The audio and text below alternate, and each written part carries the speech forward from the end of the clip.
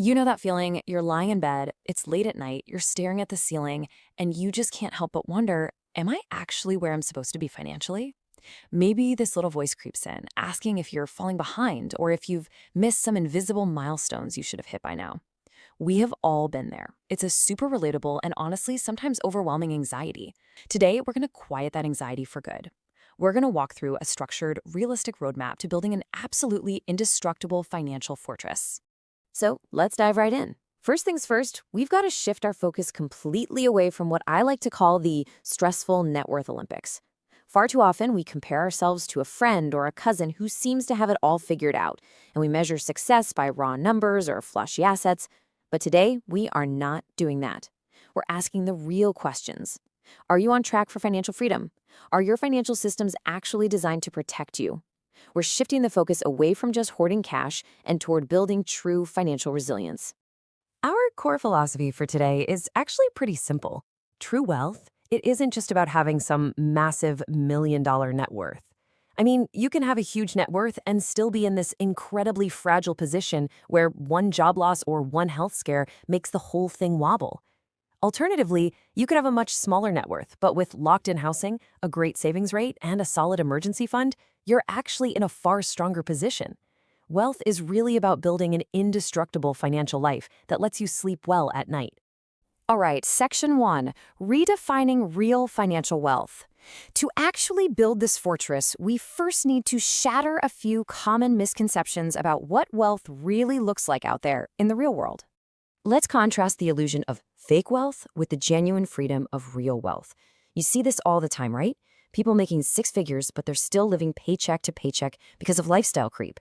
They get a promotion and boom, suddenly there's a nicer car, a fancier apartment, and they're dining out 4 times a week. But here's the thing, the IRS doesn't care how high your salary is if every single dollar walks right out the door by December 31st. Real wealth, on the other hand, is quiet. It's having controlled expenses, a high savings rate, and robust emergency funds. It's making sure that every time you get a raise, your future self gets a raise too. Moving right along to Section 2, laying your financial foundation. Because, every fortress needs a rock-solid foundation, so let's look at how this builds starting in your 20s and 30s. According to a really great financial roadmap from the Harvard Federal Credit Union, your priorities are actually going to shift by decade. Think about it. At age 25, your main goal is just mastering budgeting and building credit. Actually, scratch that. It's more like learning to just monitor what comes in and what goes out to set the stage. By age 35, you're likely seeing a steadier income. This is the time to get serious about a high-yield savings account and building up that crucial 3 to 6 month emergency fund. And as you approach 40, the big milestone is making sure your fixed costs, especially things like housing, are firmly under control so you aren't fighting an uphill battle. Now, here is the absolutely crucial point, your savings rate. Consistently saving 15 to 25% of your income is literally the most powerful financial lever you have. Early in your career, investment returns don't actually move the needle all that much. I mean, earning an 8% return on $5,000 is only $400. What truly moves the needle is shoveling money into the account. Your contributions are the engine in the beginning. Someone saving 20% of their income is going to win against someone earning twice as much who saves nothing every single time. No contest.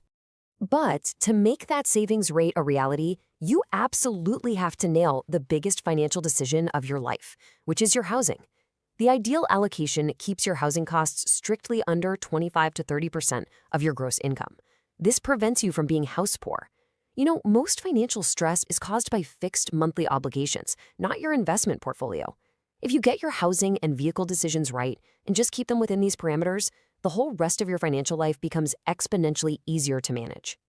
All right, here we are at Section 3, the age 40 pivot.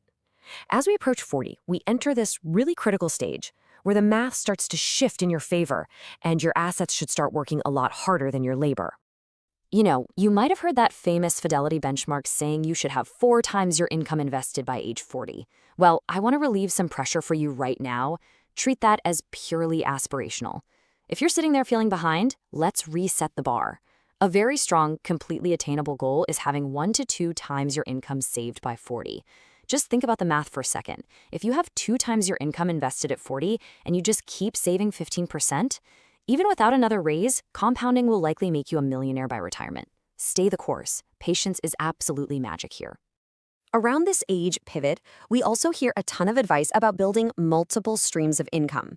And honestly, people usually think this means you need some grueling side hustle or, I don't know, an Etsy shop. But really, it simply means cultivating quiet, automated systems of stability, contributing to a 401k, fully utilizing a health savings account, building home equity, or just having a two-income household. These are all completely legitimate streams of stability. You definitely don't need 6 different jobs to be resilient. And the absolute secret to maintaining these streams? Automation. By 40, your wealth building shouldn't depend on your mood. Because let's be real, motivation is a terrible employee. It calls in sick, it gets distracted.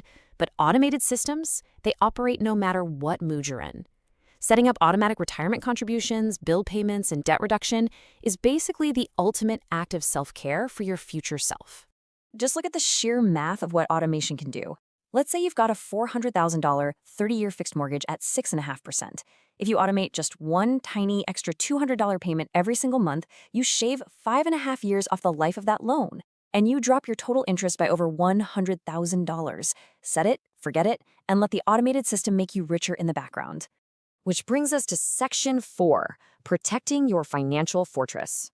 We've talked offense, now we must focus on the defensive side of wealth. Because building wealth matters, but protecting it matters just as much. A single catastrophic event can literally erase decades of progress. Walking through these later milestones, again pulling from that Harvard Credit Union roadmap, defense becomes everything. People aged 40 to 55 carry the most debt of any age group, so crushing high-interest debt by 45 is vital. By 55, adjusting your estate plan is absolutely paramount. And by 65, the whole focus shifts to designing smart asset withdrawal strategies and being extra vigilant against financial fraud, because scammers heavily target this demographic. And get this, it's honestly shocking, but 62% of Generation X, so people roughly in their 40s and 50s right now, currently have zero estate planning documents in place. Literally none. You see, the wealthy don't just get rich. They stay rich by avoiding total wipeouts. A massive chunk of bankruptcies out there are caused by medical events. You could be doing everything perfectly right, and boom, one emergency knocks the whole tower down. That's exactly why your fortress needs these essentials: health and disability insurance, life insurance if anyone depends on you, and a solid will. Funding these protections and setting up an estate plan isn't just boring paperwork. It's a vital, loving way to protect your family from medical or financial ruin. Finally, we arrive at Section 5, buying back your time.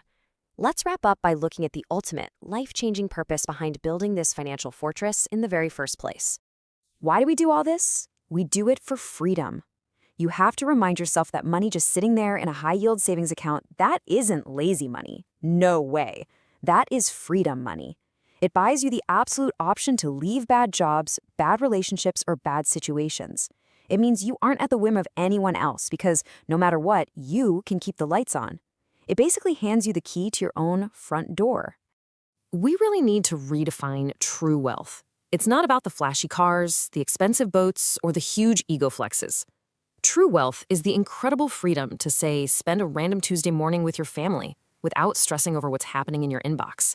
It's paying someone to mow the lawn so you have an hour to just play with your kids.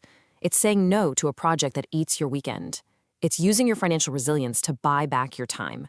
If you started buying back even small amounts of your time, guess what? You've decoded the system. That is a massive financial win. So I want to leave you with this final thought, just to spark your curiosity a bit. If your money could buy back your time today, what would you actually do with it? Give that some thought and let it be your motivation to start building your very own indestructible financial fortress today. Thanks so much for joining, and I'll catch you on the next one.